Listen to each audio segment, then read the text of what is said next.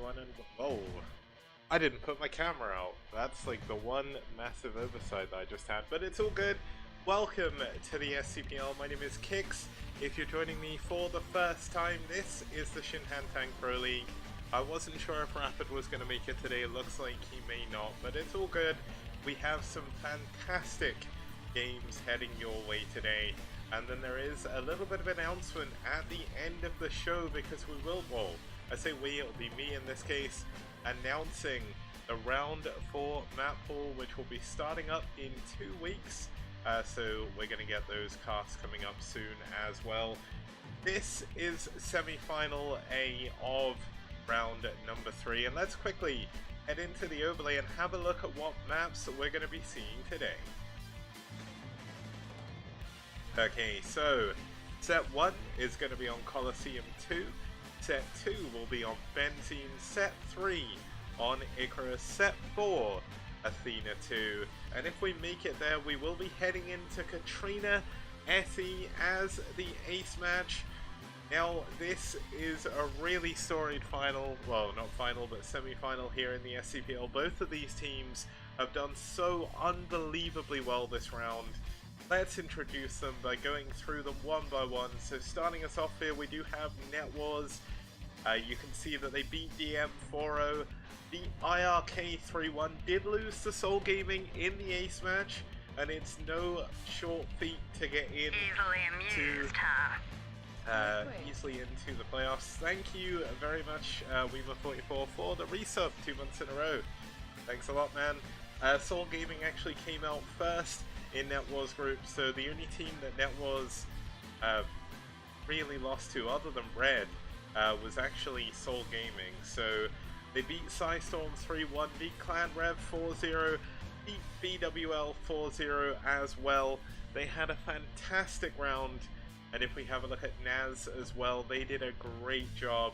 They beat FBW, they beat Bull Team, they lost to Media. That was a little bit of an upset, that series. They beat Valhalla, they beat MSJ, and more importantly, they beat the round 1 and round 2 champions in White Clan, as well as starting off the round with a 4-0 against Ash as well. So things have been pretty crazy for NaS. NaS have done a fantastic job. If we actually have a look at both teams, you can see that overall NetWars has won 16 of their series that they've played so far in the STPL. NaS have won 14, so they're both doing really, really well. These teams have never actually come across each other before.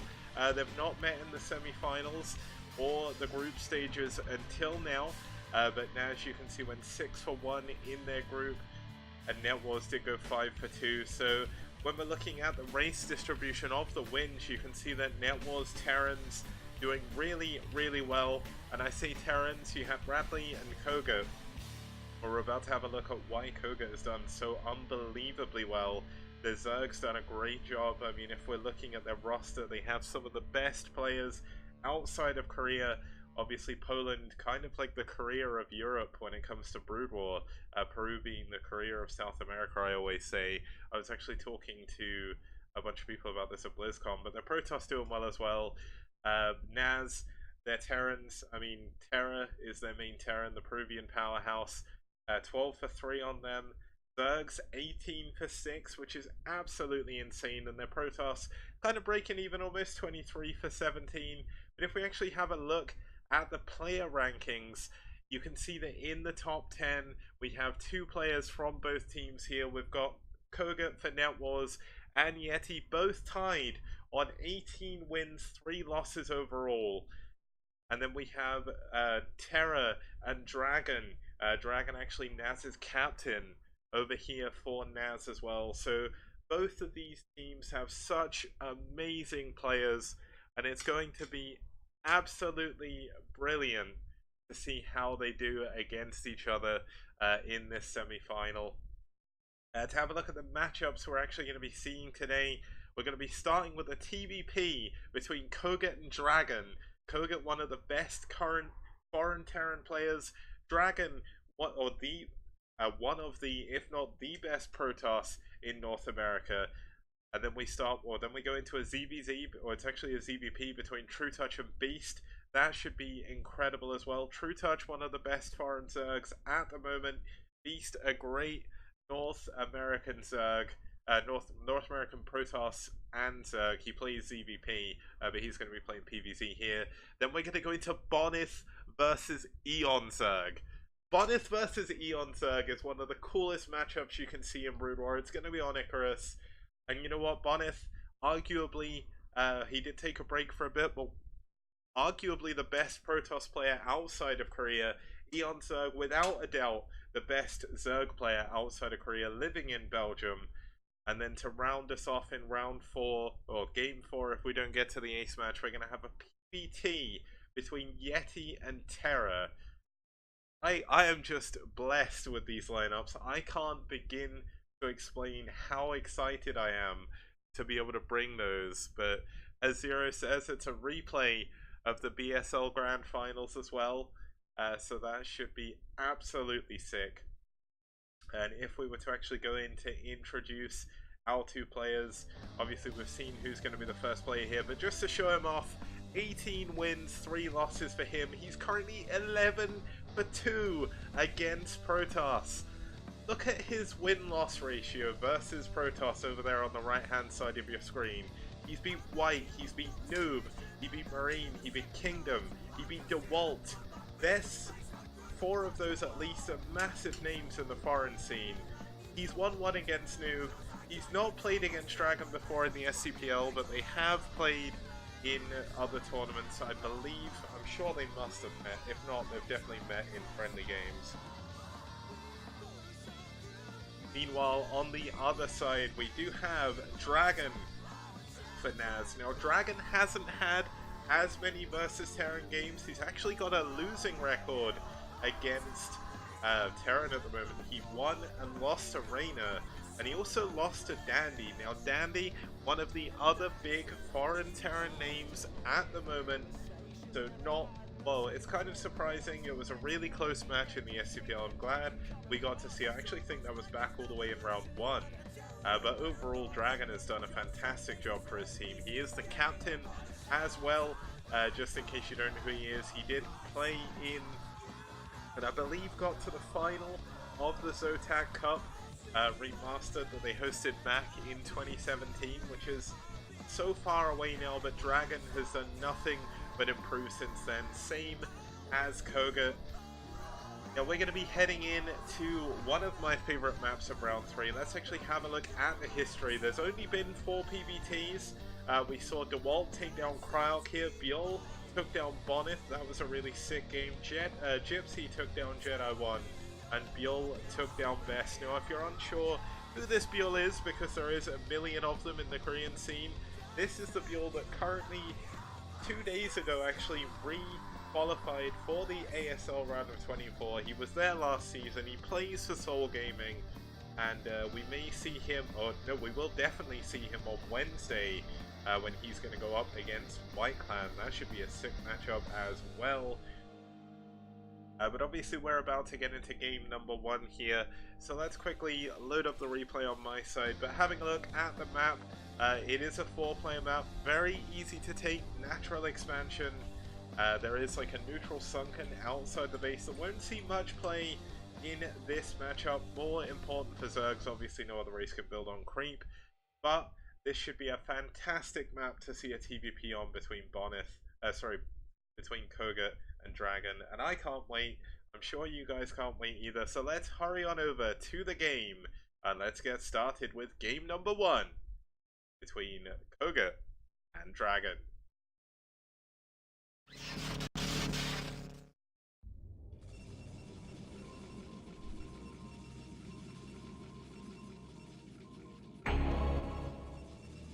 Starting us off here in the top right hand position, we do have the Orange Protoss fighting for NaS. It's their captain, it's Dragon.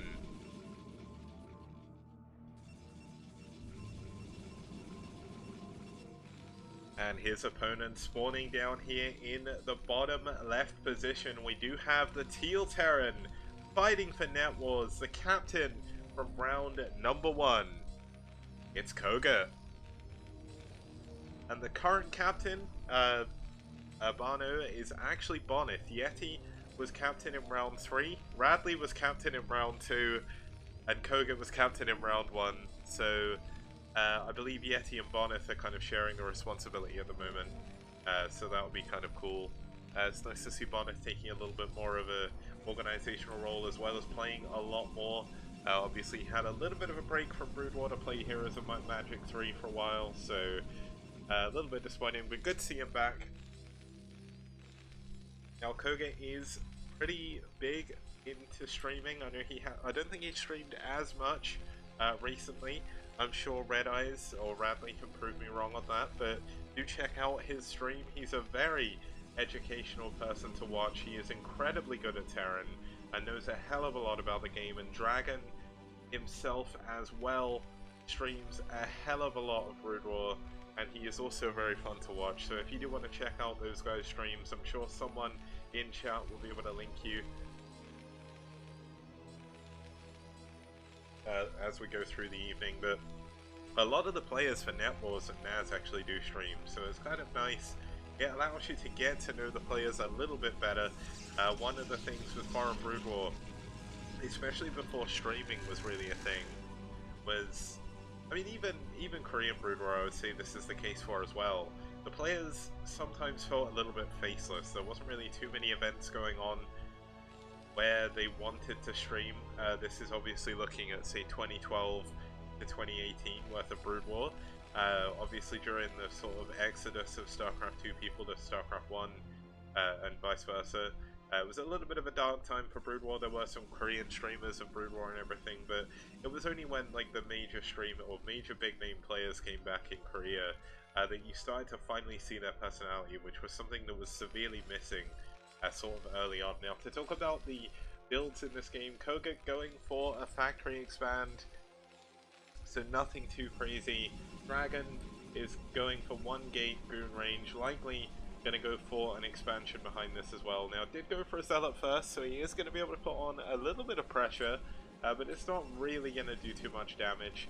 The one problem that Koget may have is he's actually skipping Marines, and he's going to pull his barracks back, but without any units, this Zealot could actually be a little bit problematic. Now, there was a single Marine, but it is far away from the base, so it looks like he did get a second one, and it was hidden. But we do have a Zealot going in the wrong direction, so that is a little bit unfortunate for Dragon. Gonna miss his window of opportunity to do damage, and you should see this barracks creating this wall with the machine shop. This allows the Marines to run through and sort of SimCity against the Zealots, make the micro a little bit easier.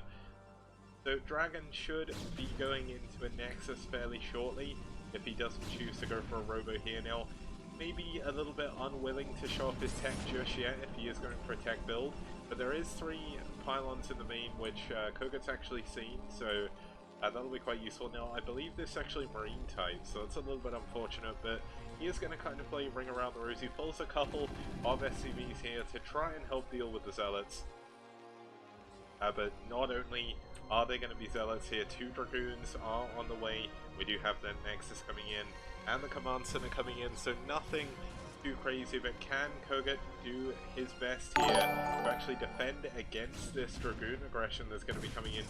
Vultures do full damage to the Dragoon shield, but do take a lot of damage per shot, and it is going to be a little bit problematic. Now that bunker finishing at the perfect time does get a good repair off, and Koget is the one now looking to be a little bit more aggressive. You see Dragon pulling back with his Dragoon. He wants to make sure he doesn't lose too many workers here. Now, the benefit is he did do some damage to this earlier, so it's not going to be able to do a lot of damage that you may see otherwise. But he is going to be able to research mines, which I think he has just finished. I know he's not actually gone for mines yet, so he can't lay a mine to block this expansion, unfortunately. But that's certainly going to be on his list. I think he went into siege mode, try and go in for a tank. This was a little bit of a mistake, I guess. He just wants to be perfectly safe. That Vulture is taken down by this Dragoon, and we can slowly start seeing Dragon diverge into his further builds. You can see that the 3 gateways coming up. Going to have a Robo coming up here. This is going to be for an observatory to see exactly what is going on. Needs to keep an eye on his Terran opponent. But Koget just being the one with a little bit of map control here. Dragon, a little bit unwilling to push forward, does know that there are going to be vultures with mines out on the map. Siege mode timed perfectly for when his first tank gets there, and we should see mines coming up shortly after. There we go. And Koget actually going for a starport. This is personally my favorite style of TVP, and the one I try to play most on ladder. But unfortunately I'm nowhere near as good as Koget, so it's a lot harder for me to do damage. But will Dragon be ready for this? The starport is finishing relatively quickly. It's not as quick as it could be. You can actually get it slightly quicker than this to get the drop out before the observers come over. But we do have the first observer almost finished up. That's going to be heading straight over on the map to see what's going on. Now Dragon is preparing for something like this. He is building pylons around the edge of the map, or around the edge of his base even. He's going to have a pylon here as well. That's going to make it a little bit more difficult for not only the drops are going undetected, but this pylon wall is going to help him defend against any possible vultures.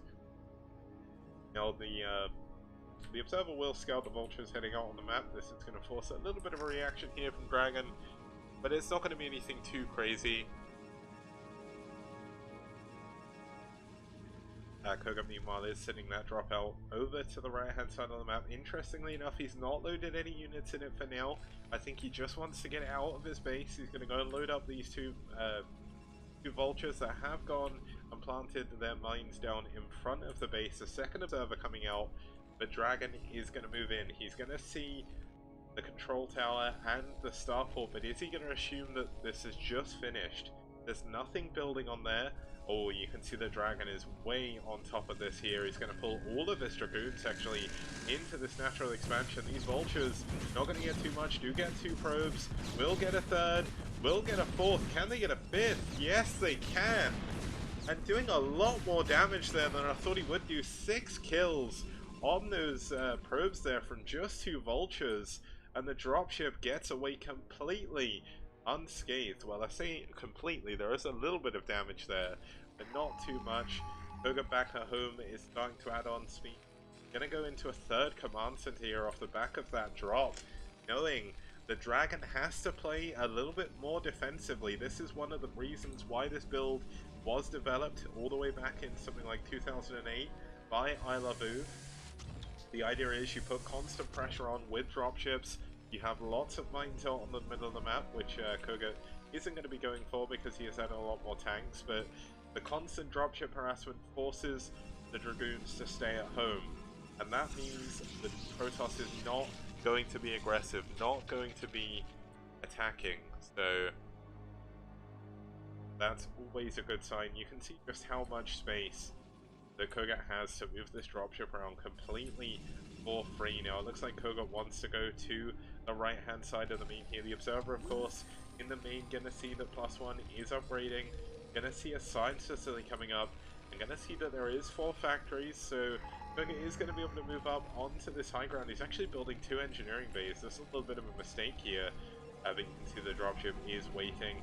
He did throw a scan now, wants to try and find an opening. I think the plan will be here for him to wait until those Dragoons leave the natural expansion, then he will go in. Looks like Dragon wants to play a little bit more offensively here with his Dragoons, secure a little bit more space because he is going to go now for a 4th base. Now it looks like Koget constantly scanning around, seeing exactly what's going on. Looks like the Dragoons are going to find these vultures in the map, and they will be able to clean up any subsequent mines, but main thing is for Koget here, he's keeping Dragon busy. Now, Dragon is going to be going for this 4th base. This is dangerously close to the 3rd base of Koget, but unlike on the earlier versions of the map, you cannot siege on the low ground and hit the minerals, so that's not too bad. Looks like Koget wanted to try and go in, but did scan ahead. Doesn't want to lose his dropship. That's kind of like his big major threat on the map at the moment. You can see that Dragon's still forced to leave a good number of those units back home. Now we do have 5 factory against only 4 gateways because we are going into Arbiter tech here. Now recall is a very, very powerful tool on this map. 4 gateways though against 5 factories is not a position you realistically want to be in. But we see Koget has taken his 3rd base now. I believe he should be able to build a scanner there. I think it's very close though. He may have misplaced these ever so slightly. You can actually build one here and one here to block everything but here. But yeah, there we go. The scanner's going to come in. The fourth base, of course, coming up for Dragon, adding on a couple of cannons just to be sure. The dropship's still over here. I need to keep an eye on the minimap to make sure I don't miss that going in. But this is where we should see Dragon start to flood gateways. Obviously, he does have a decent number of units. He is trying to take a fifth base already, playing off the fact that Koget doesn't have that many units, but could this be a mistake? Koget actually opting to push forward onto the map now. Oh, this is a really big pickoff, getting all of the probes that are transferring over to the top right, and it looks like Dragon is going to push forward with his vultures. With his dragoons now, going to get caught off guard a little bit. And there are going to be some more dragoons coming in here, but they're going to be dealing with mines. The mines going off on the dragoons, at least a couple of them. A little bit dangerous here, but Koget with a big tank force lost a lot of those vultures. But there's no zealots here to reinforce these tanks, reinforce the dragoons even. And this is where things get a little bit hairy. This fifth base even, is going to be going down most likely. It's going to be very, very difficult. Oh, Mine Drag getting a huge clump of those tanks, doing a lot of damage to the others.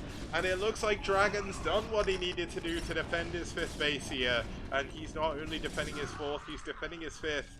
And most importantly, he has reduced the tank count of Koget.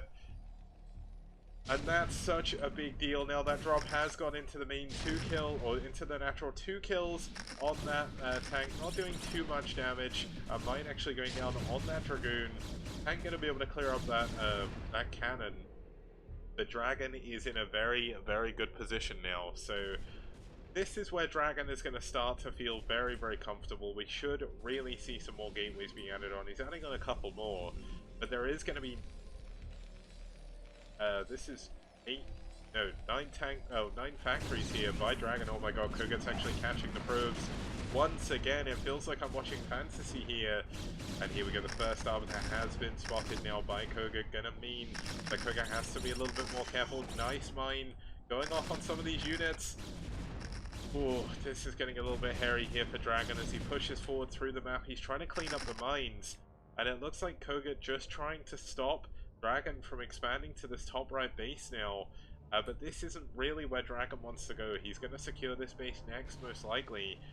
But Koget's macro has been doing really well. Looks like we've got a tank drop here. 5 kills, 3 kills on these probes. All of the probes actually going down in the mineral line. The Dragoon's going to be coming back here to defend, but they are going to be forced into a relatively tight area to try and push through. So if Koget gets some good target firing here, he's going to be able to kill a good number of Dragoons. Looks like he didn't quite manage to target the middle Dragoon, but he does do a decent amount of damage to those. Now, what is Dragon's plan going to be from here? He can sit back, he has the power to do that, he needs to wait for max at the very least. You can really see the difference between the gateway count and the factory count here. Dragon is actually really low down in supply despite having a lot of bases and a lot of probes. Now Dragon is finally starting to add on those extra gateways at the second main. Such an important thing to do in this game. Just to get that flank on the Terran mech army, which is obviously at 3-3, very, very strong. We should see him be going into 3-2 upgrade, so it's going to be 3-1 for now. Koget actually opting to skip 3-2, but looks like we are going to have another drop in the natural. Doesn't get too much damage done, but will pick it up and pull it away.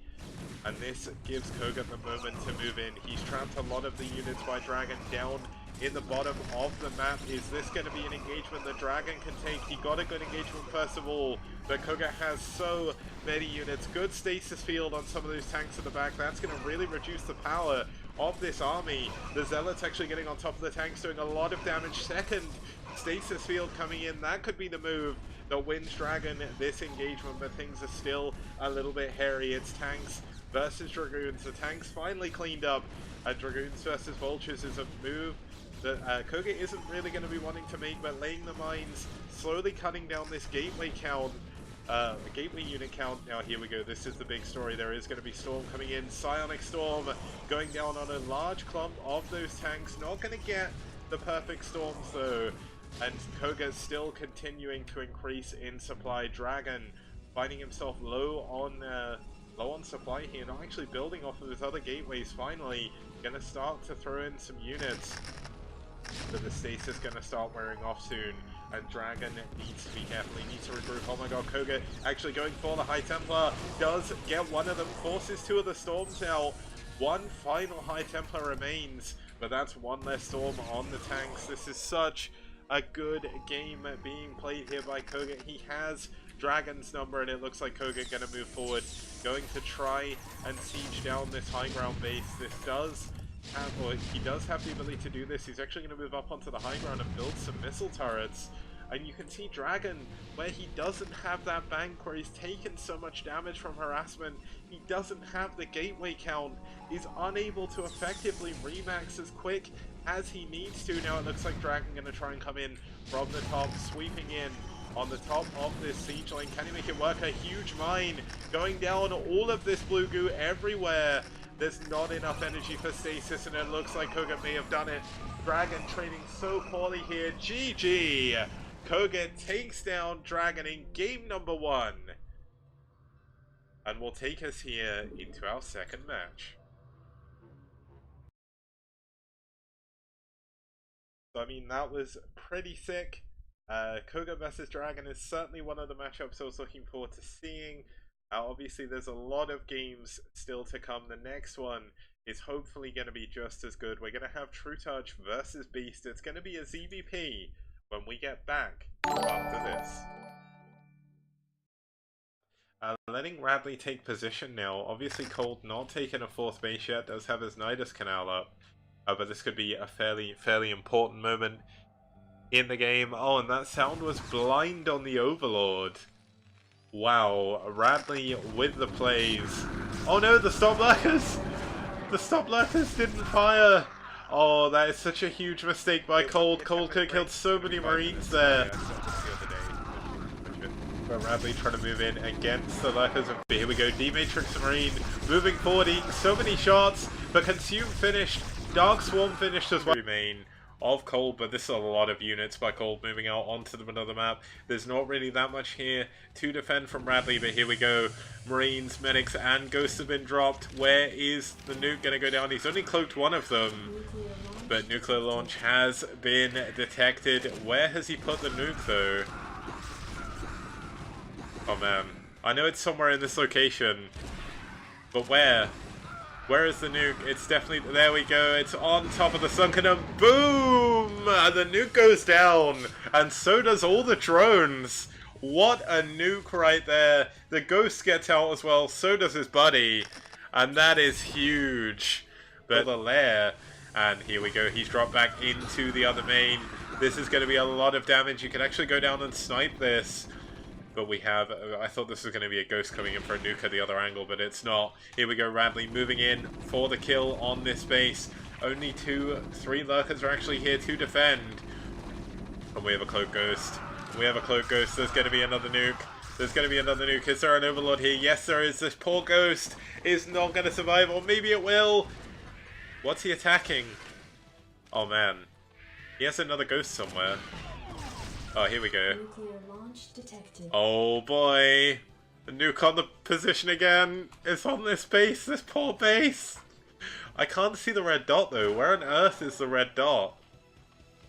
Maybe he's put it on like the blood or something. There we go. Directly on the hatcher, on the lair. Absolutely abolished one. Annihilated the base. Man. That is so crazy. And I didn't patch the game at style here, but here we go. The Ultras moving on in. Ghosts aren't very good versus Ultras, and it takes a long time for a nuke to come down. He doesn't have any medics here to wall off. This could be a huge moment in the game. We have some moving in. Oh man, there we go. The nuke is going to go down. Can it get the hatchery? Yes, it can. 300 minerals in the drink. We see more and more Ultras streaming into the top right. So many units being produced by Cold right now. He doesn't have any mining bases, but it doesn't matter. But really nice game so far by Radley. But Radley's losing his natural. Could he lose his main as well? Are we going to see an all-out base trade scenario? I have no idea. But there we go, nice and radiates going down. We're going to kill a lot of his own Marines. Radley losing a lot of SCVs right now. And the production is being camped here by Cold. Cold moving into the 4th base as well. Only 2 Marines against so many Lings. And you know what? It may have been 300 minerals for 200, but it was worth it for the style. But can Radley hold on? He barely has any units left. And oh my god, this could be so bad for Radley. He's trying to build a bunker. Doesn't go up though. He's going to have to lift this command center. He needs to send his SCVs away. He's lost so many SCVs at the main. He's building fire bats. And as Arthosa said in the ASL the other day, fire bats not so good against Ultralisks. Good against Lings though, but here we go. More Scourge coming in, trying to get the last remaining science. Nuclear launch detected. The red dot on the hatchery. Has Cold realized? I don't think he has. He's not pulling away. He's going for an all-in attack. But I want to watch the nuke. It's going to be so huge.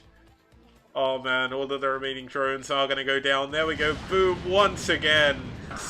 And oh my god, the Lings coming in. There's no more units here for Radley. This could be the end of the game. Another nuke has actually gone down.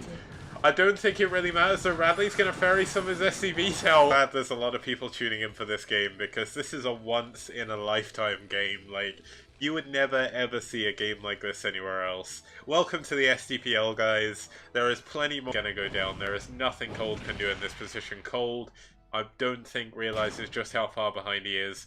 Radley is now taking this base, and GG! Radley cleans up the final drones, and the game ends with NetWars up 2-0.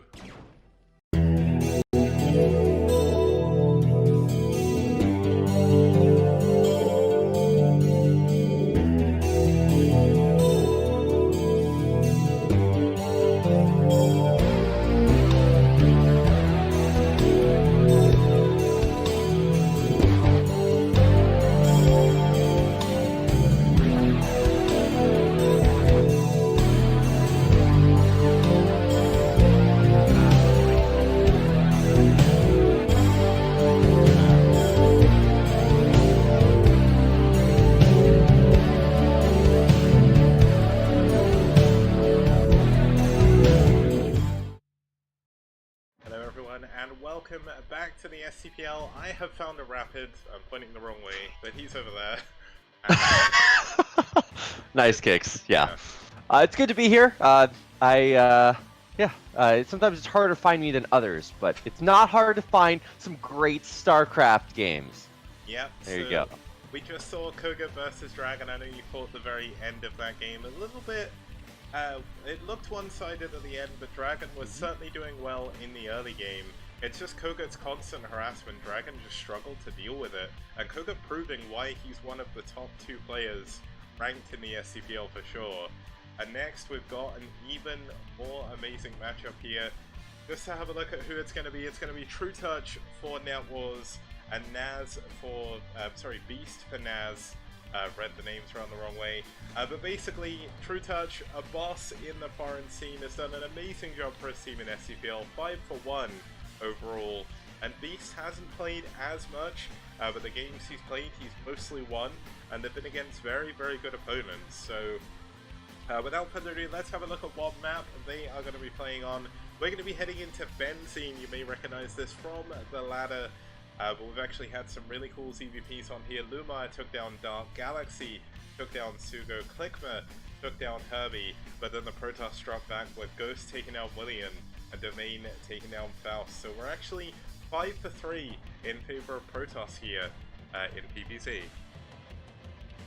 Wow, well, when you look at those stats, Kicks, it might tell a different story. But, when you just look at the players, the last game in this game, too, this is the NetWars effect, right?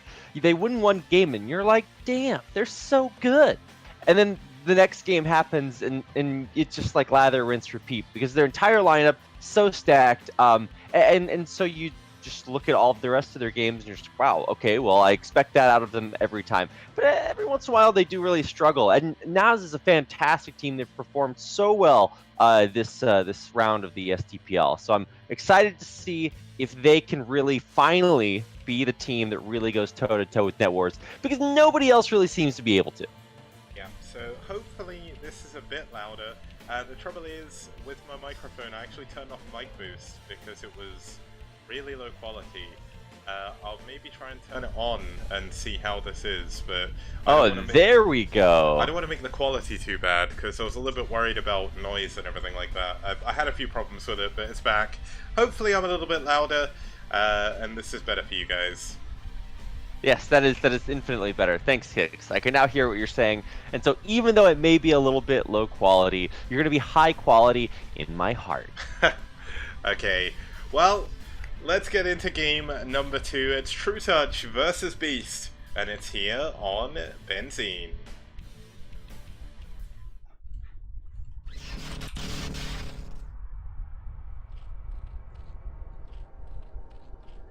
And starting us off here in the top right-hand position, we do have the Blue Zerg fighting for NetWars. It's True Touch. That's right, and his opponent in the bottom left-hand corner in the yellow. Playing as Protoss, of course, is Beast for NaS. Every time I see the word Beast, a lot of people might think of Disney. I think of the player that went to the Hangzhou StarCraft tournament, the Korean player who did incredibly well there, and then disappeared.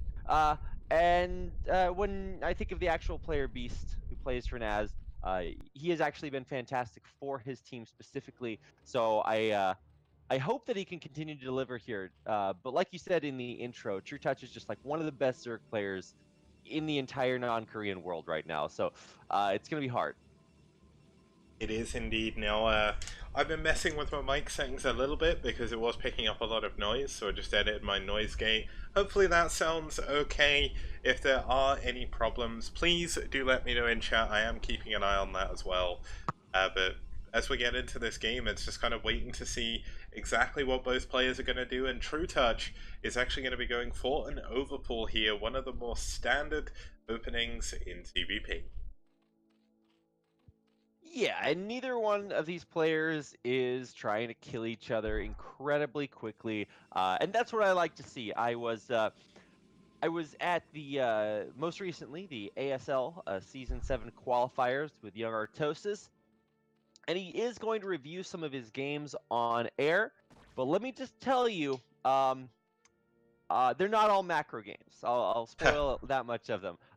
So whenever I watch a Zerg like this who is not going 9 pool speed every game in a row, I get a little bit encouraged because I'll get to see more of these games than I did this weekend.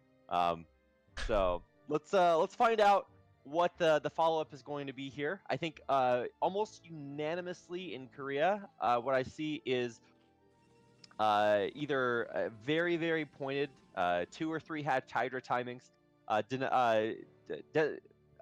what's the word? Designed to either punish Protoss for getting greedy on low cannon numbers at the front, or come in with like a 9-7-3 surprise and then bust down the wall and win the game. Yeah, no, I mean, the one major thing we saw in this game is Beast is actually playing very greedy. He went Nexus first. Now, Nexus first isn't normally a build you would see, but obviously Beast sent a very, very quick probe scout, so he did know exactly when the links came out, knew how many there were as well, so he actually felt pretty safe doing this. Now, True Touch is going to be able to scout this now with this Overlord. Obviously, the links are still over on the other side of the map. It's going to be a while before speed is done. He didn't go overpool into gas, so there's not really going to be too much aggression, and Beast should be able to get away with this for the time being.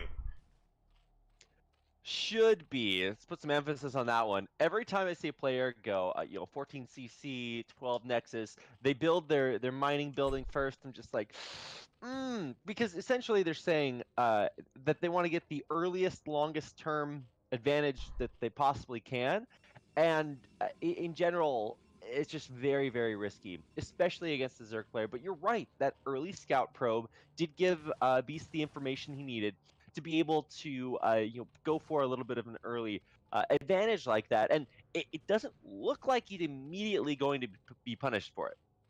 Yeah, and we're going to see the lair coming up now. It looks like that was just outside of vision of Beast Probe, so Beast Probe, which is quite heavily damaged, is going to be forced to go home for now. And I mean, Beast relying just on a single cannon at the moment to defend against any possible lane counterattack, but he knows there's no Oh, speed. He probe coming knows in. there's only 4 things. No! How do the Protoss make their workers so much better than the other races? That probe, like you said, was low HP, and then he just turns it around, runs it right back into the main, and scouts the lair morphing. What a boss. Damn. And there is a third hatchery. Let me see the vision of this young probe. Actually, there's no building permanent, so I can't actually tell. But that probe's got a larger mission, as do we all in life kicks. And that is to scout the third base and see exactly what's about to happen. Because as you might be able to count, there are, I believe, 9 drones up here, and then there's 10 drones up there, and then 7, and then 3 drones down here. Actually, 4. Yeah, Okay, that's so 4. we're not going for like the lowest eco Hydra play here, but it is going to be, a very important thing that probe did, scouting the lair. Yeah, so we do have that Spire coming in that kind of obviously removes the ability for the Zerg to go for any kind of Hydra all in, but we are going to see double Stargates coming in from Beast. Now, one style that isn't as common these days, but we do see it on certain maps, is Corsair Reaver. I kind of hope we'll see that here on Benzene. There's a lot of bases you can take with small little ramps that make it very hard for the Zerg players to push up, as we saw... Yeah. I can't remember if it was in... I think it was in Proleague where one of the Protoss just put... No, it may have actually been in BSL, where I think it was Bonyth basically put like 4 Reavers at the top of the ramp with 2 cannons, and then Zerg just couldn't break it ever again. So, I mean, we could see that here. Beast obviously kind of known for his 2 Stargate play, so... looking forward to see how he does here. Now, the other important thing to know about Beast as well is he does also play ZVP. So much like his teammate in Dragon, there is a little bit of extra information there. Now, we are going to see the first gateway going down. A little bit hard to defend that. The first cannon may even go down, but it looks like he's going to hold. Wow, look at that. Pro pull exactly in time. They barely hold off the Zergling rush through the first cannon, and then he gets 3 more up behind that. I'd say it's a little bit of panic, but he doesn't know what's coming across the map, and that's the biggest problem. He's got a Corsair, which is not actually scouting, it's just killing an Overlord right now, but it should have been able to see the more Zerglings running across the map, and I feel like this is True Touch really kind of overcommitting to this specific timing. You saw so many cannons being warped in, and I don't think there's any way you bust through that with lanes. And you can also see that Beast isn't playing greedy. He's not making the same mistake we've seen other Protoss make before. He's keeping his probe at his wall. He's like, okay, I've not got 3 probes mining, but I got a really quick nexus. I have a good economy, and I just need to stay alive. And I think he's only showed 1 Corsair, if I'm not mistaken. So I don't think it's immediately obvious that there's 2 Stargates. I could be completely wrong with that, but I do think that it's very important if you're going for a 2 Stargate kind of strategy that you don't make it immediately obvious, because then your opponent realizes your ground units and Beast ground units at this point are like a zealot. That's it. Yeah, and I mean, the other thing is you can see that there's been no Scourge produced as of yet, no +1 carapace either on the Flyers. One pair to scout, but you're right, basically no Scourge, and the idea is that as soon as 6 Corsairs show up in your base, Overlords are going to have a bad time. Yeah, now one benefit that True Touch actually has is that a lot of his Overlords have been built at his third base. You can see a Spore Colony being morphed immediately. We should see a lot of Scourge coming in as well. But Beast isn't able to find any Overlords here. True Touch has already moved them all away. That is an actual tragedy. The most potent time for 2 Stargate Corsair is when you make that surprising revelation, hey, it's a bad time to be an Overlord. But this time it's actually not that bad. He's going to lose 2 Overlords, which isn't a tragedy. And he's also got spores up in time to defend the rest of them, which are predominantly at the bottom of the map. There's a bunch of them down there. And they've got speed. So, you're actually not feeling too bad if you're an Overlord. You just... you're glad you're not the slow friend that you have to outrun from the bear. Yeah, I mean, the one benefit that he also has is obviously he supply blocked True Touch pretty heavily here. He's going to get a 3rd Overlord at the top of the map. There are 2 Corsairs going down to the bottom right. And True Touch hasn't been able to build any Scourge to deal with these, so... Oh, it looks like Beast just about missed where those Overlords were, so True Touch getting a little bit lucky here. I mean, Beast has just been able to continue to build up. He's now adding on 4 gateways. Actually 5 gateways in his main, so going up to 6 overall. He has halted Stargate production for now because he's spending all of his gas on getting this Storm upgrade. He's going to be adding on a lot of those High Templar as well, and that's going to make any subsequent attacks from True Touch a little bit harder to make work. I mean, we can see there's a good number of Hydralisks now, but there's going to be at least another dead Overlord here, and a great move by Beast. Man, I gotta say, this is 10+1 Corsairs. They fire like, what is that, every 5, like, they've got one of the fastest attack speeds in the game, let me just put it that way. And if he finds an Overlord, like, yeah, look, 3 Overlords, and they're all gonna die. Oh wow, he didn't actually commit to that one, that's pretty surprising. Yeah, that one survived on 5 health as well. That's just a single shot from a Corsair, so, or even just like a single bit of splash damage as well. That is the luckiest Overlord in the game at the moment. But looks like Beast is coming around from the other side to see if he can finish what he started. No.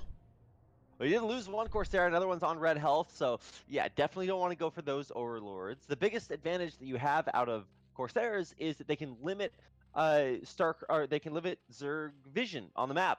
But this time, if you'll notice what True Touch did, he fanned out a supply group of Zerglings all over the map, and that means he has Overlord-esque vision. And, oh, by the way, you can't kill Zerglings with Corsairs, so he's going to maintain that vision and actually not face one of the biggest hardships that Zerg have when they go up against this build. Now, the funny thing is, there's a DT running down to the bottom right to try and stop this hatchery, but there's already 2 Overlords here that you didn't kill earlier. Well, in fact, one of them flew away, but there's 1 Overlord here to defend.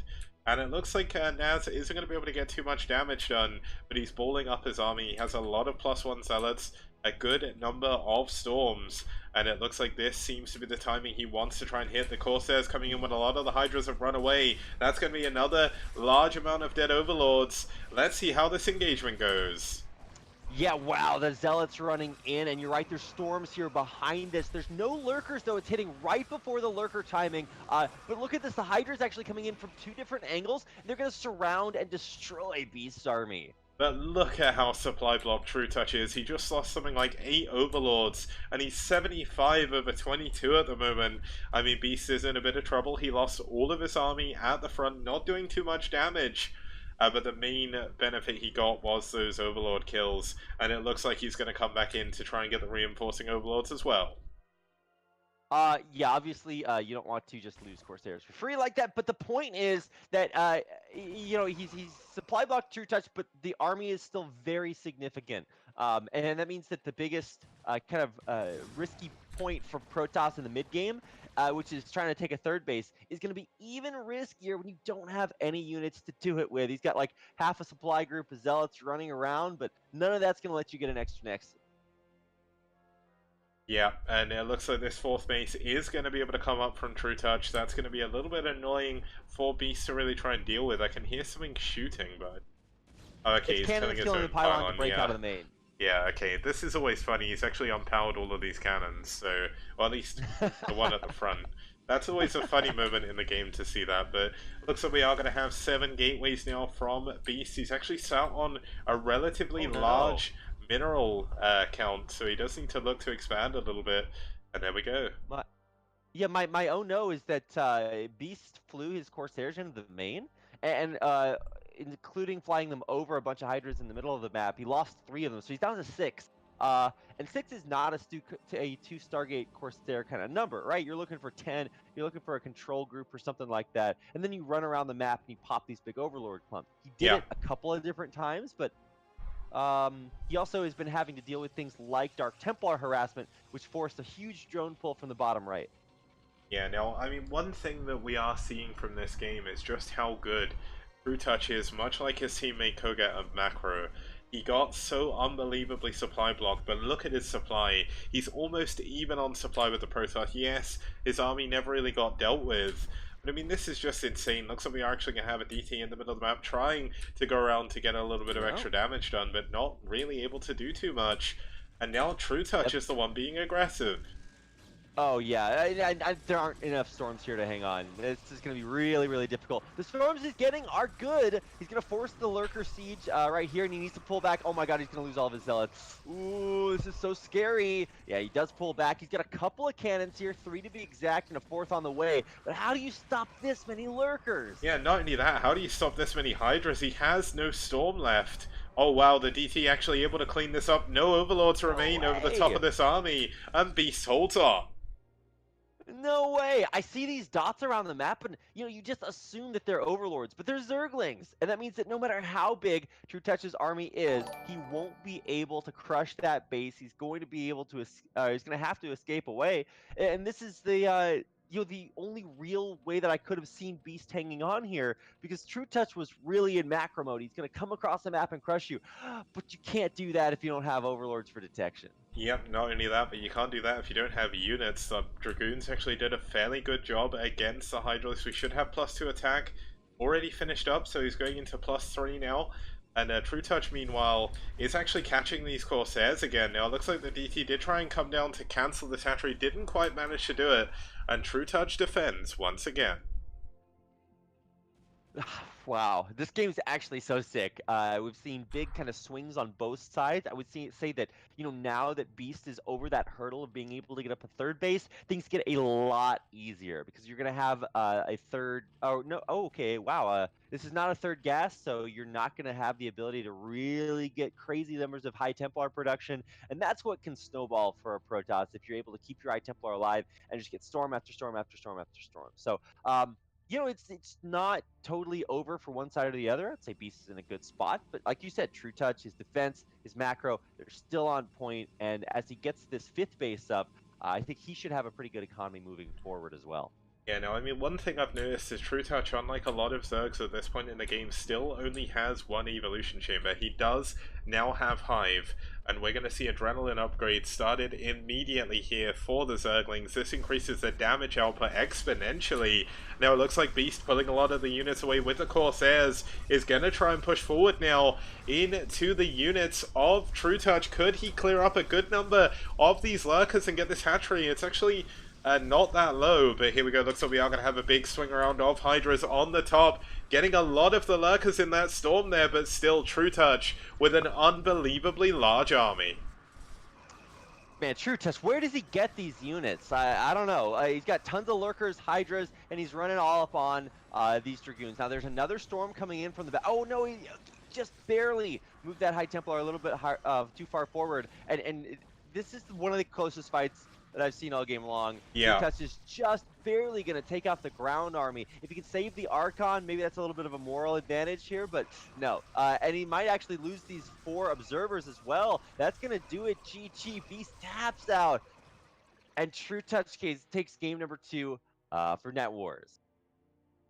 He does. Now that's going to put True Touch obviously 2-0 up in the series. This is going to make it a little bit more difficult for NaS moving forward. They're obviously going to need to win the next 2 games if they want a chance of winning the semi-final here and making it to the finals. But we're going to quickly load up the next game, and we'll be back in just a minute. See you guys very soon.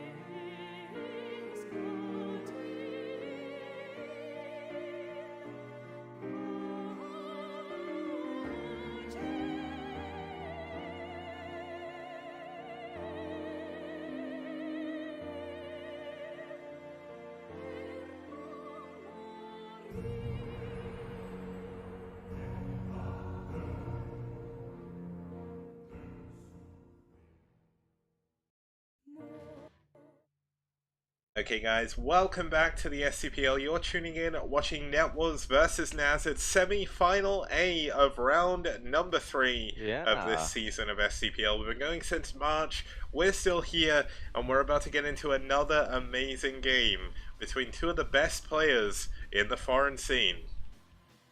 If you're a PvZ fan, if you're a non-Korean StarCraft badass fan, if you just like watching incredible games, this series is really going to deliver because you have two of the most stacked teams in STPL. And when you look at NetWars, right, you're sure they've got a very strong roster, but it's all the good Polish players, and it turns out that yes, there's just quite a few of those. But then you look at NaS, and they are really sort of the all-star squad from everywhere else in the world of just this Yep. insane level of talent. If you thought the last game was good, man, just wait for what is coming up. Well, this is always going to be one of those polarizing games. We're starting us off here, we're going to have Bonyth. Now, Bonyth, arguably he is one of the best players in the foreign scene. For a long time, he was by far the best player, certainly the best Protoss. Came back after a little bit of a break, hasn't played as many games in the STPL, but you can see, even against Zerg, I mean, this was his matchup he was known for. Like, Bonyth, in 2017, when I first came back to cast properly, every final was Bonyth versus True Touch or Bonyth versus eOnzErG. So we've seen these players play a hell of a lot. Unfortunately, he's not played against eOnzErG in the STPL so far, so I don't have his versus eOnzErG stats. But he has actually beaten Ku, which is one of the best players in the STPL for Red, and he lost to Ho and Ku as well, so not going as well in his STPL games. Obviously, he did have a break and come back though, so that could have come to part of it. And eOnzErG has actually only played one CVP, which he did win. That was against Herbie from Ash. But the important thing to note about eOnzErG is he's beaten Spy, he's beaten Famasi, he's beaten Machine, he's beaten Lumire. He has beaten so many good players. And I mean, in his last 11 games, he's only lost one game, and that was against Kryok, who has by far the best TVZ stats in the STPL. Wow, what a thing to say about that. I actually would never have guessed that he had the best stats there if you hadn't just told me. But yeah, beating a player with stats that do look that good, at least on paper, means that you are a fearsome force to be reckoned with. But we actually have to play the games, and yeah. If you thought the last PvZ you watched was good, I just cannot imagine how truly privileged are we to be able to watch games this good. Yep, so we're going to be heading on to Icarus as our fourth map. It's a 4-player map, very, very standard in comparison to a lot of the maps in the SCPL. Back in 2010, when this map was used, I remember people on Team Liquid complaining this map was boring. So that goes to show the kind of position and the way we've been into. I mean, 4 spawns, 12, 6, 3, and 9 o'clock positions. Third, easy to take gas behind a small ramp and a bridge as well, just to add insult to injury and make it a little bit harder to push in. Very good to take those bases, not only with Reavers, but also with High Templar. And I mean, we could see Corsair Reaver coming in here from Bonyth. That is one of the styles he likes to play. And I can't wait to get into this game, so let's move on over to the game screen, and let's get started with game number 3, Bonyth versus eOnzErG.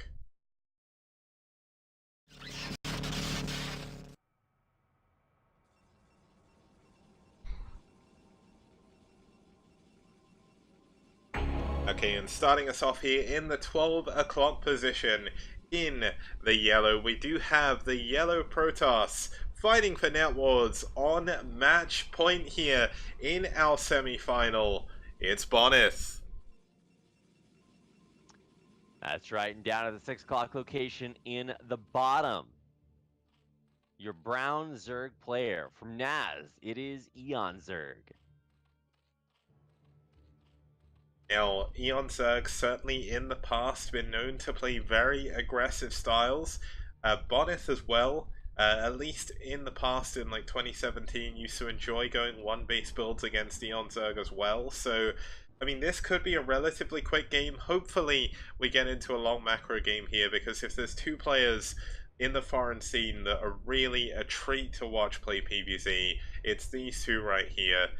And Bonyth, without a doubt, has the best Protoss versus Zerg outside of Korea. And I mean, eOnzErG's CVP is just astounding. Now, you know what else Bonyth has the best of? It's not just PvZ, it's shuttle Reaver control. And so every game I watch him not go one base Reaver rush is a game where I'm just like, okay, he's taking it easy on him. And of course, I'm joking a little bit, but it is a sight to behold. And I'm glad that you mentioned that he might be bringing out a little bit of an antiquated style, and that is Corsair Reaver. It's not as what do you want to call it? There's not as much like finesse as maybe a Corsair DT build. You look at like the Bisu build, and you watch him do it, and it's just like this is an art form, right? Corsair Reaver's a little bit more kind of brute force. You run in, you kill all their drones and overlords, and everything just dies. And you're like, well, yeah, I won the game. It's not just like, wow, I was able to find the perfect combination of units to create this winning strategy. But it's going to be amazing to watch in Bonyth's hand if that is what he decides to go for. You know, eOnzErG, contrary to previous experience, is going from overpool gas into a hatchery. So eOnzErG certainly looking to play a little bit more standard. Now, there was actually a little bit of a bug there with one of his drones. He had the probe actually blocked it from coming out the gas the right way, so that's going to delay his first state gas just a little bit to run the whole way around. But that's so dumb. How can probes do this, Kicks? Who allowed that? There's somebody signed off on that. It's like, yeah, you put the probe here, and then the drone can't come out. Like, I don't know if that's how mining gas works there. There's a whole lot of like Turkmenistanis and Australians that don't think gas mining works that way. But hey, it doesn't StarCraft. Yeah, and I think the main reason behind this is, unlike when minerals get mined by workers, I don't believe taking the gas back from a refinery removes the collision, which is why if you try and send in a unit through like a gas line, it's near impossible because none of your units can get through. But it looks like eOnzErG going for a very quick layout off of just 2 hatches. That's going to be a very big difference compared to the previous game. He has actually added a lot of lings on. Now, I know we mentioned Bonyth's Reaver shuttle micro. The other thing that every time, it's like watching magic. It's just how he manages to kill so many Zerglings with so few Zealots. And I mean, he's got a good position here. It looks like eOnzErG's not going to be able to break through, but still needs to be a little bit more careful. No, you're exactly right. I think the thing that I was having the biggest problems with for a long time is like, how do you know when you lose your scouting probe? Like, it's a big, dark, scary world out there, and actually these Zerglings just barely get through. Whoa! How does he get one through the wall there? Very, very well done.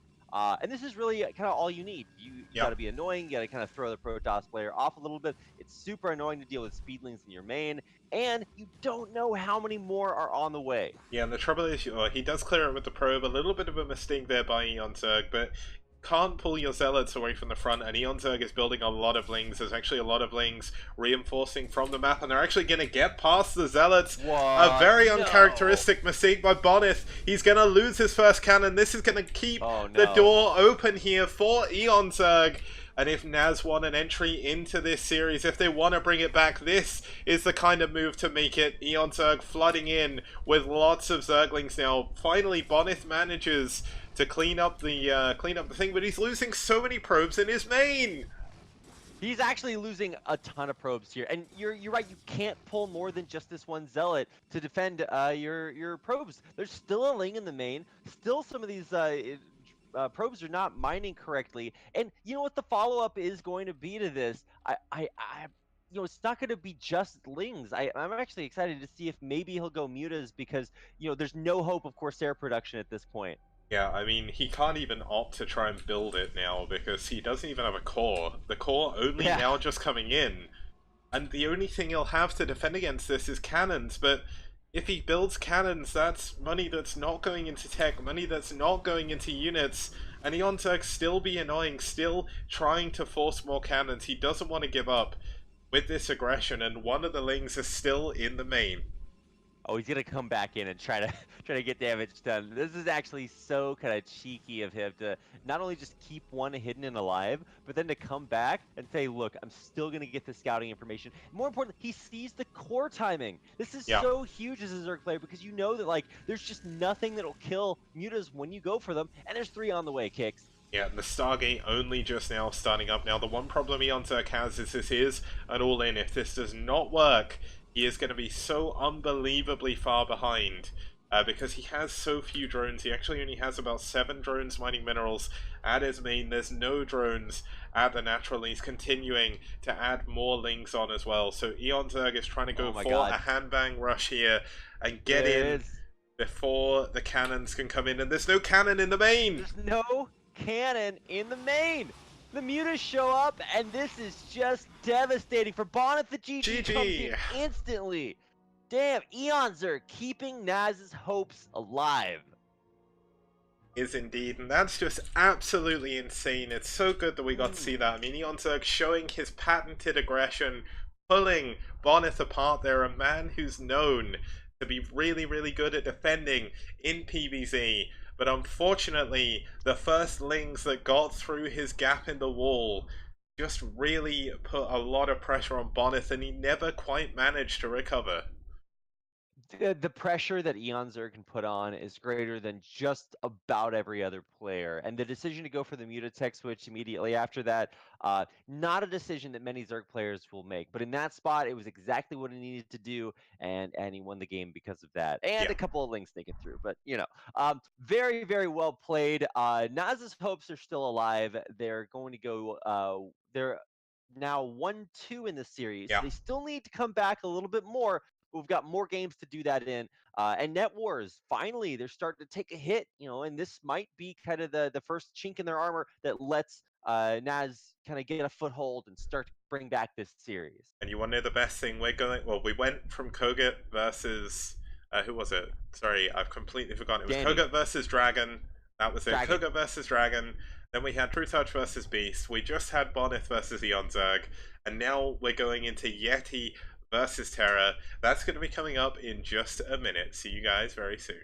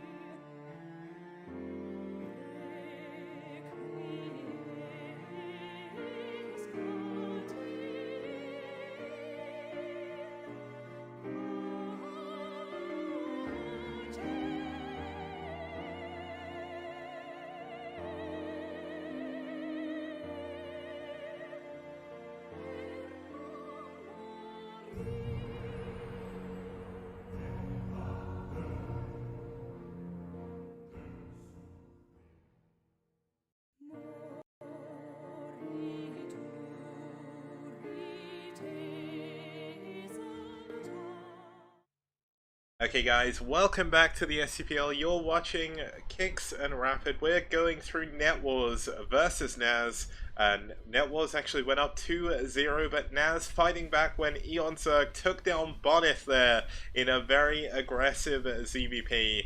And that's going to take us here to game number 4, which is going to be between two fantastic players in their own right. It's Terra versus Yeti. Yeti, we talk about his insane stats in STPL every time we mention him. We always talk about how Terra, not only one of the best, not the best player in his region, but also outside Korea. He's just a monster. He streams all the time. If you guys want to watch him, He just kind of dominate the ladder. He plays against Koreans consistently and has great records there. Just really 2 more Titans. We're going to say this every game we get this series. 2 more Titans in the non-Korean scene, and I cannot wait to watch them go up against each other. Yeah, now, just to have a quick look at Yeti's history, he's 18 for 3, tied with Koget here in the STPL. He has only played a couple of PVTs even, did lose to Scan, but beat Cryox, so there's no slouch there. His 85% win ratio is a testament to how well he's been doing this tournament. And his opponent going to be Terra on the other side. He has played a lot more TVPs, and his record is insane. 5 for 2 against Protoss opponents. He's beaten Just, PRL, Headmaster, Tech, and Flash for the win. Did lose to Mazur, and did lose to Future. So Terra did get taken out last time they played NetWars, when he was on SK Alpha back in round 1.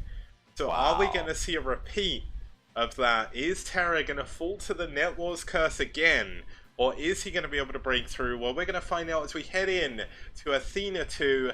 Now, Athena 2 PBT, it's 5 for 1, so Protoss with an advantage here. We saw Jeju take down Naoka, and that was on Sunday. That was an insane game. We saw Jax take down Dreamer, that was the 1 Terran win. TT1 beat Famasi here, Noob beat Kimkex, and TT1 beat Gypsy as well. So this map has had some very interesting games, and it should be a great match to see our decided match here. Obviously, if Yeti wins, NetWars are going through to the final, but if Terra can take down Yeti here, the #1 ranked statistic player in the STPL, we will be going to the ace match, and if we go there, I can't even predict who they would send out. There are so many good players on both teams. It's going to be so crazy. I would say that those map stats are actually a little bit more one-sided than you'd imagine when you consider that the Terrans who are losing on that map are only media Terrans. So, you kind of got to take that one with a grain of salt. But for the most part, it is very, very difficult for Protoss to take Terrans out on this map. And that is what they will need to do. Otherwise, we go to ace match and then we just get crazy kicks. We do. So let's not waste any more time. Let's get into game number 4. It's Yeti versus Terra on Athena 2.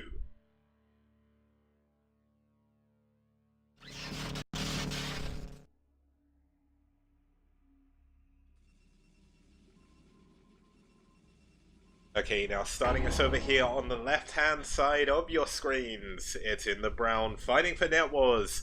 On match point here, it's Yeti. And down at the 6 o'clock location in the red, playing Terran. It is Terror. Of course, playing for NaS, and of course himself, because he is he's this great member of his culture, his region, his community, which is the non-Korean community. But when it comes to playing against some of the best players in the world, he still takes them out remarkably consistently.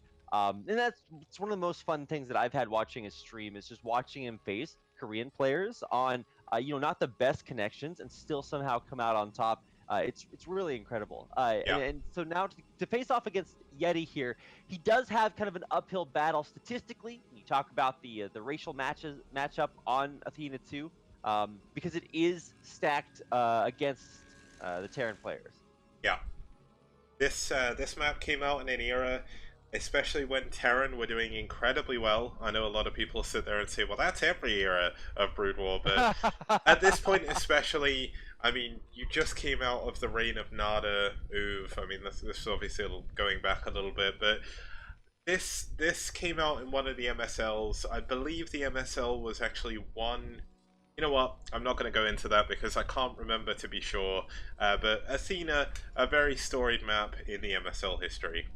Yeah, it was Arena MSL in 2008, and it was a very bad map, because when you looked at the TVZ win rates, Terran won 83% of the time.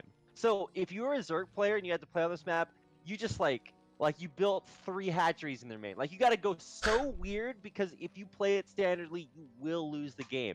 Now, obviously, it was changed with not only Athena 2, but I guess you were saying this is Athena 2.0, so we're really iterating on this map. And actually, the most modern version of Athena 2 is a map called Sylphid, which you get a Yeah. chance to see play in ASL Season 6 and, of course, 7 coming up. So the map has been changed quite a bit, but this version is a lot better for TVZ specifically, but also for TVP theoretically as well. And one of the big changes is how you wall in at your ramp. It's weird. And so it is going to be it's going to look a little bit stranger, but just take our word for it. It's better than it used to be. Yeah, now, this is one of those really awkward walls as well. You can see that Terra wants to do it to make sure he doesn't die to anything early. He does scout the Yeti, went for an incredibly quick Nexus. I believe that was actually on 12 or 13. We are going to see the core coming up at a normal time after a Nexus, so nothing too crazy there. But as we get into the later stages of this game, where recall is already a very effective tool on this map, just to the sheer amount of airspace around your main, this wall could cause him to have a few problems with stasis on his ramp. So this is a little bit risky. Obviously, you're playing for the early game while risking something later on. So Terra actually sent a Marine all the way across the map to try and do a little bit of damage, but does get chased away from that early Zealot. Yeti not playing super greedy, not going to skip that Zealot, and that's really going to help him here as we get into the start of this game. I love it. Like you said, not playing greedily. Oh, wow, he actually could have maybe harassed the Marine with the probe coming back across. The probe gets in, sees exactly what is happening, and gets right back out again. That factory was a really big tell, and of course you could see the command center coming down as well. But, you know, hey, there's still a scouting SCV in Yeti's base here too, so it's going to allow him to see exactly what's happening in the Protoss main, although that's a little bit less exciting. Yeah, now, the interesting thing is here that Yeti's actually building a wall with a shield battery and a gateway at the front. Now, once again, this is another one of those plays like Terra's wall that's a little bit risky, because for now, it helps him protect himself against vultures.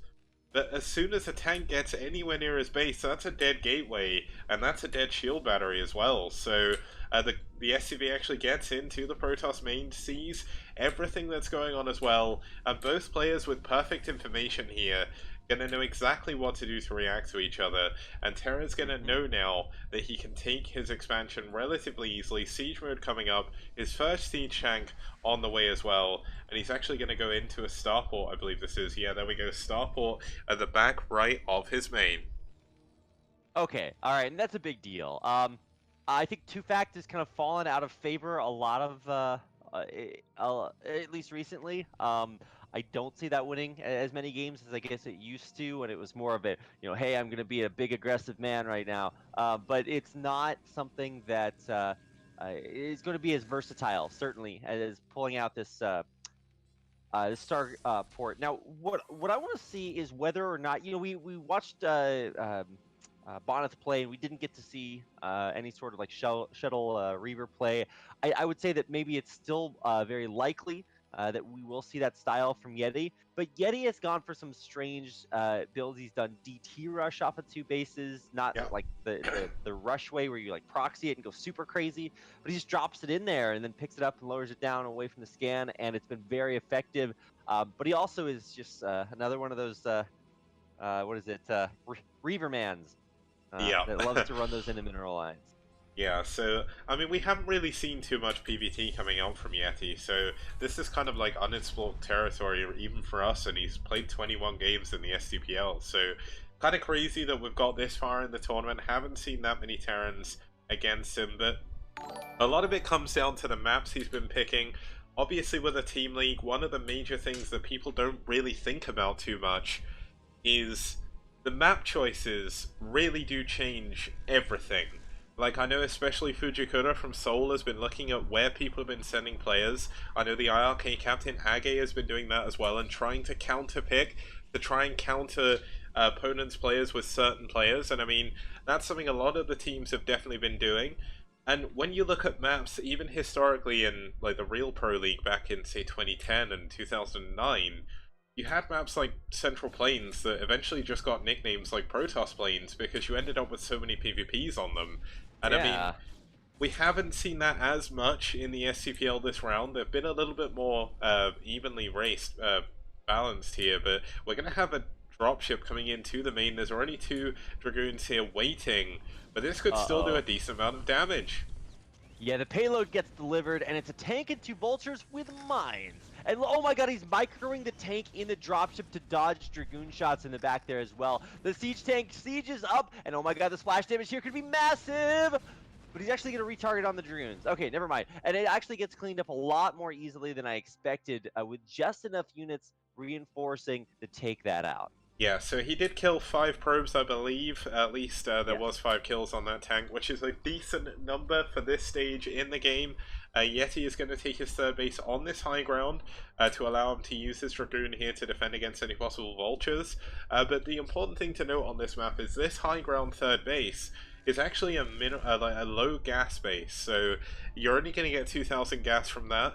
Protoss, especially late game in both PvT and PvZ, rely a lot on that gas for their tech units. The Yeti is going to have to look to take another main, or the other main at some point, because not only that, you also need the room for the gateway farms. And one of the major things that I know I've pointed out to you before, Rapid, is a lot of the Protosses in the STPL just don't build enough gateways in the late game in TVP, but hopefully Yeti is going to play a little bit stronger there. He is adding a 3rd gateway into his main. I'm going to go into Citadel behind this, so we could even see a High Templar or DT drop here. Well, Kix, you know, I think the real telling tech is going to be the +1 air weapons on the way. And in general, that can only mean one thing. Yeah. Mass scouts. Let's do it. Stop it, Kix. Just because you lose to scouts on ladder and in highlight videos doesn't mean that other players do that too. Now, we're going to see another dropship coming in here on the 3rd base of Yeti. There's actually only 2 Dragoons here, and Vultures are going to come in here to reinforce this drop, or 3 Dragoons even. Let's see if this can do any damage. Looks like he's going to put mines at the bottom of the ramp. The tanks being microed in the dropship once again by Terra. Does need to drop though, gets it out at the last possible second. Yeti with good target firing, taking down at least one of the tanks. Both tanks have been taken down, but this is Dragoons against mines, and that's not a story you want to see very often. And the probes are forced to be pulled away. The probes are going to be pulled, and the mines on the ramp actually do go off and take a big chunk out of one of those Dragoons. The Vultures have secured themselves a berth here in the 3rd base, and there's a lot of dead probes that are hurting Yeti's economy for so long. Yeah, and there we go, another great mine going down on those Dragoons. One of those Dragoons actually on 1 health. He could kill that with a Vulture, but he wants to get that final probe. Little bit of miss micro there, but there we go. Does get it before it goes down. A cannon now coming up for Yeti, but Yeti falling privy to the same problem that Dragon got hit with in game number 1 and taking way too much damage to this harassment.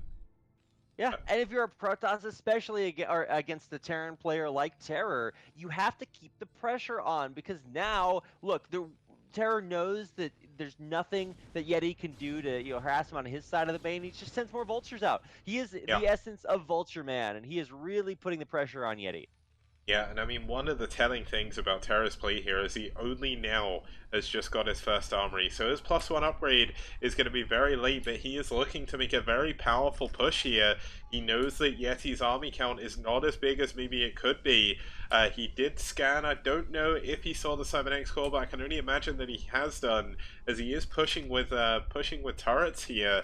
And he's just trying to end Yeti before he can get too big, before he can get these carriers out on the map. Yeah, the carriers, that's the tech that is, I was referring to earlier, not scouts. Yeah, carriers coming through is sort of the big surprise tech switch, right? You're trying to say, look, try to fight me, but not too hard, because I want to get these carriers out. And so I think this is the big moment, right? If Yeti can hold off the Terran push for now, long enough to get carriers out, then he's good. But if he dies to this before the carrier tech kicks in, then it won't be pretty. Yeah, and it looks like it's going to be very difficult. Terra doing a really good job laying as many mines as possible. A huge mine going off on all of the Dragoons nearly. And Yeti falling really, really far behind here. Looks like he's going to come in for a sandwich. Some of the tanks very, very far forward, but the tanks at the back going to be putting in a lot of work to try and help defend these forward tanks. But it looks like Yeti's at least cleaned up the first part of this army. That's a lot of vultures that have gone down. 4 tanks went down with that as well. And Yeti has slowed the push for now.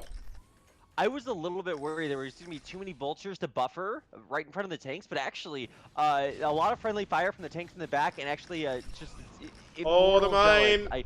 Oh, that was so close to being the sickest mine drag, but actually the tank count here is still very low. Now, might be a little bit overzealous moving this far forward, and yeah, oh, that's so much blue goo, gotta back up and wait for more zealots. Yeah, and the trouble is, the more gateway units he's making, the later his carriers are going to be. The first 2 carriers only now coming out. Oh, the mines! Getting a huge mine on 2 of those. Oh my god, he actually nearly pulled a mine back to his entire army. That could have been a little bit diabolical there, but yeah, disastrous. I couldn't think of the right D word, but here we go. Good job you're here to set me right. I gotta have at least one job here, Kix.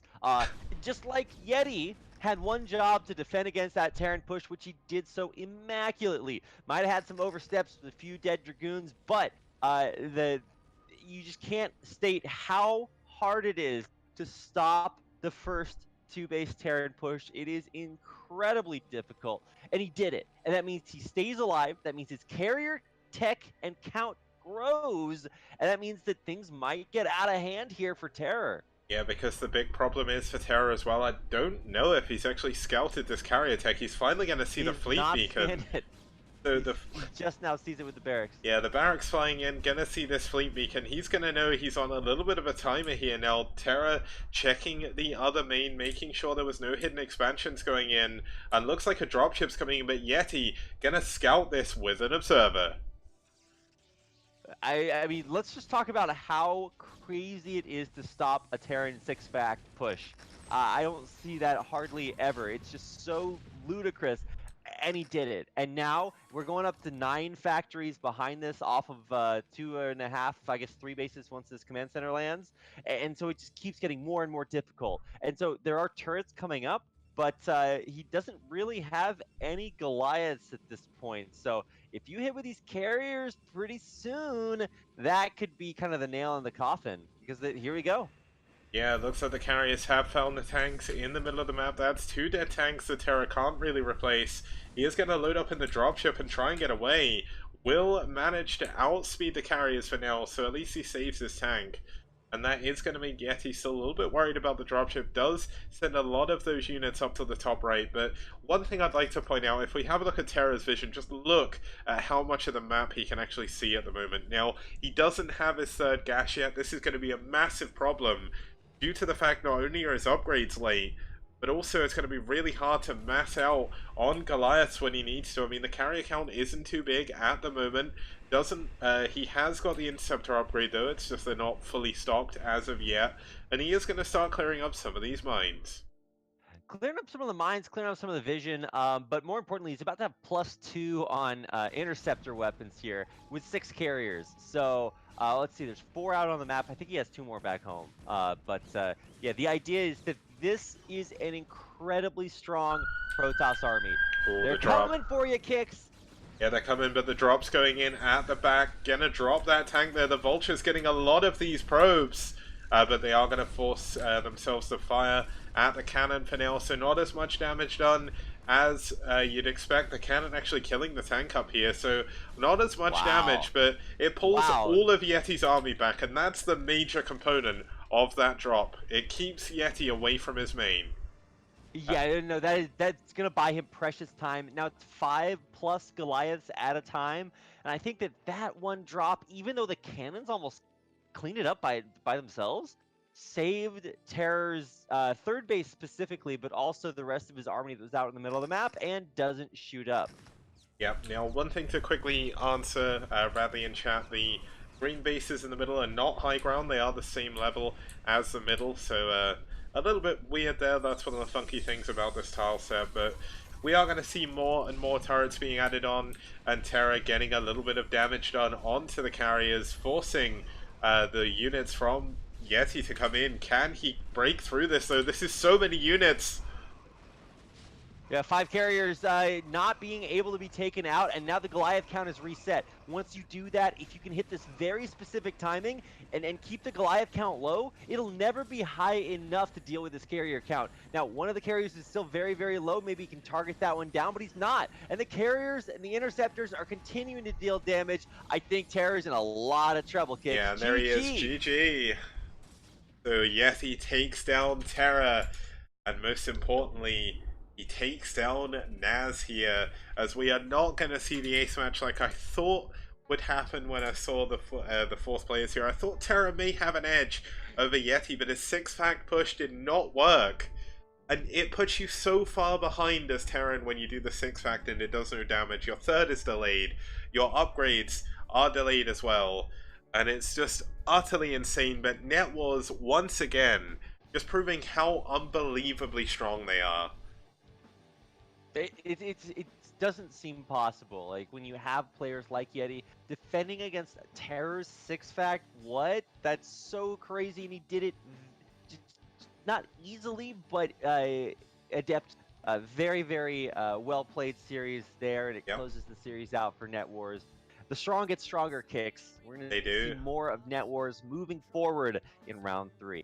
And we're going to see them on Friday. They're going to be waiting for their opponents, which is going to be one of White Clan or Seoul Gaming, our 2 Korean teams in the STPL, who are going to be meeting on Wednesday at 2100 CET. But let's quickly recap the results, just in case anyone did miss them. NetWars do take the 3-1 victory here. Koget taking down Dragon on Coliseum 2. True Touch taking down Beast on Benzine. eOnzErG taking down Bonyth on Icarus to give a little bit of hope back to NaS, but Yeti stamps it out, shows the power of Poland, and knocks out America here from the STPL. NaS are gonna go down into the 3rd and 4th place match, where they're obviously gonna wait for their opponents as well. Now, just to quickly go through, in case you're kind of new to the STPL, I know there's probably a lot of new people that have come from the Twitter tweets, from the retweet from Blizzard, but basically this is a long-running tournament. It's been going since March. The teams here in the playoffs are fighting for qualification points for the grand finals, which is going to be a little bit later this year. Should be around June time, I think it is, or maybe April. Round 4 is going to be starting in 2 weeks time, so there's going to be more STPL content then. The next semi-final is Wednesday at 2100 CET, and the playoff finals will be on Friday at the same time. And basically, one other thing to go through is I did say there was going to be an announcement here, and that is because I'm going to throw it over to the map announcement video for round 4. But do you have any closing words, Rapid? Thanks again for allowing me to be here for such amazing games, Kicks. Thanks for doing the STPL, and a big thanks to everybody else out there for tuning in to the STPL broadcast. Make sure to come back for the rest of the semifinals and the finals of round 3, because you will not want to miss it. And enjoy the map announcement video. Yep, see you guys on Wednesday.